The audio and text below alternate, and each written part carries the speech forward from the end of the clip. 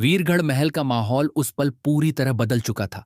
हर तरफ सन्नाटा छा गया था, जैसे किसी ने अचानक सारी खुशियां छीन ली हों। रिमझिम की आंखों में आंसू थे, लेकिन उसके चेहरे पर अजीब सी मजबूती भी थी।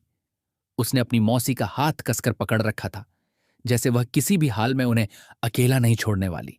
मोहिनी के चेहरे पर झूठी मासूमियत और अंदर छिपी चालाकी साफ नजर आ रही थी। वह जानती थी कि उसने जो चाल चली है, उसका असर अब धीरे धीरे पूरे महल पर दिखेगा, और उसने जो चाहा था वही हो रहा था। दादी अपने फैसले पर अड़ी हुई थीं। उन्हें लग रहा था कि वह सही कर रही हैं, और उन्होंने बिना सच्चाई जाने ही रिमझिम को महल से निकालने का निर्णय ले लिया था। उनके शब्दों में कठोरता थी, और उस कठोरता ने रिमझिम के दिल को पूरी तरह तोड़ दिया। समीर खामोश खड़ा सब कुछ देख रहा था। उसके मन में गुस्सा भी था और उलझन भी, लेकिन उसने कुछ नहीं कहा, क्योंकि उसके दिल में भी कहीं ना कहीं शक बैठ चुका था, और वही शक उसे रिमझिम को रोकने से रोक रहा था। रिमझिम ने एक बार समीर की तरफ देखा। उसकी आंखों में उम्मीद थी कि शायद वह उसे रोक लेगा, लेकिन जब समीर ने नजरें फेर लीं तो उसकी आखिरी उम्मीद भी टूट गई। धीरे धीरे रिमझिम ने अपनी मौसी का हाथ छोड़ा और कहा कि आप यहीं रहिए, मैं कहीं भी चली जाऊंगी, लेकिन आपको कोई हाथ भी नहीं लगा सकता। यह सुनकर मौसी की आंखों से आंसू बहने लगे। मौसी ने उसे रोकने की बहुत कोशिश की, लेकिन रिमझिम अब अपना फैसला ले चुकी थी। उसने महल के दरवाजे की तरफ कदम बढ़ाए, और हर कदम के साथ उसका दिल और भारी होता जा रहा था। दोस्तों, ऐसे ही अपडेट सबसे पहले आपको मिलते रहें, उसके लिए वीडियो को लाइक करके चैनल को सब्सक्राइब जरूर करें।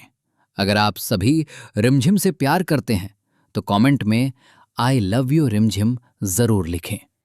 जैसे ही वह महल के बाहर पहुंची, अचानक तेज हवा चलने लगी, जैसे प्रकृति भी उसके दर्द को महसूस कर रही हो। आसमान में बादल छा गए और माहौल और भी भारी हो गया।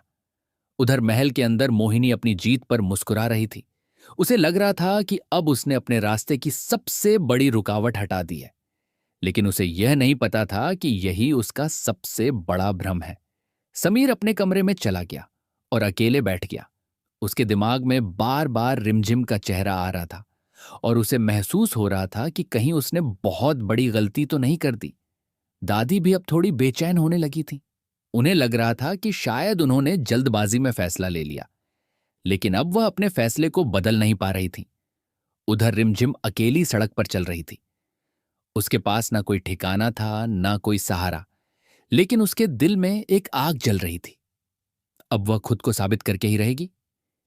तभी रास्ते में उसे एक बुजुर्ग महिला मिलती है, जो उसकी हालत देखकर उसे अपने घर ले जाने का प्रस्ताव रखती है।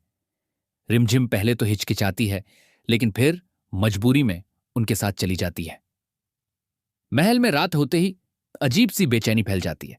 हर कोई अपने अपने कमरे में है, लेकिन किसी को भी चैन की नींद नहीं आ रही होती, क्योंकि आज जो हुआ था उसने सबके दिल को कहीं ना कहीं हिला दिया था। और इसी बेचैनी के बीच एक नई कहानी जन्म ले रही थी, जहां रिमझिम अब कमजोर नहीं, बल्कि और भी मजबूत बनकर वापस आएगी, और सच्चाई को सबके सामने लाकर ही दम लेगी। उस रात बुजुर्ग महिला के छोटे से घर में रिमझिम को पहली बार सुकून की हल्की सी झलक मिली, लेकिन उसके दिल में उठता दर्द अभी भी शांत नहीं हुआ था। वह खिड़की के पास बैठी रही और वीरगढ़ महल के हर पल को याद करती रही। उसकी आंखों में बार बार समीर का चेहरा आ रहा था, और वह खुद से यही सवाल कर रही थी कि आखिर उसने उसकी बात पर भरोसा क्यों नहीं किया। सुबह होते ही उस बुजुर्ग महिला ने रिमझिम को प्यार से जगाया और उसके सिर पर हाथ फेरते हुए कहा कि बेटा, जिंदगी में सच को देर लगती है, लेकिन वह सामने जरूर आता है।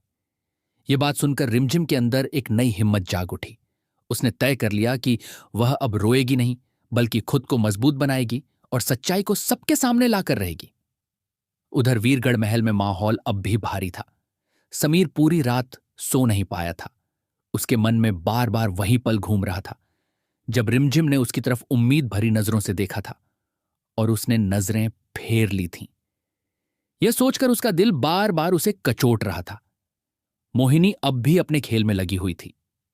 उसने दादी के सामने और भी कहानियां बनानी शुरू कर दी थीं, ताकि रिमझिम और उसकी मौसी को हमेशा के लिए गलत साबित किया जा सके।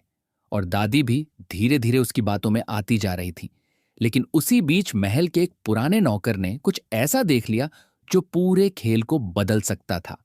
उसने देखा कि जिस फोटो को लेकर इतना बड़ा झगड़ा हुआ था वह असल में पहले से ही आधा फटा हुआ था और मोहिनी ने उसे और फाड़कर पूरा दोष रिमझिम की मौसी पर डाल दिया था। नौकर यह सब देखकर डर गया, लेकिन उसके अंदर सच्चाई बताने की हिम्मत भी जाग उठी। उसने तय किया कि वह सही समय आने पर सबके सामने यह राज खोलेगा।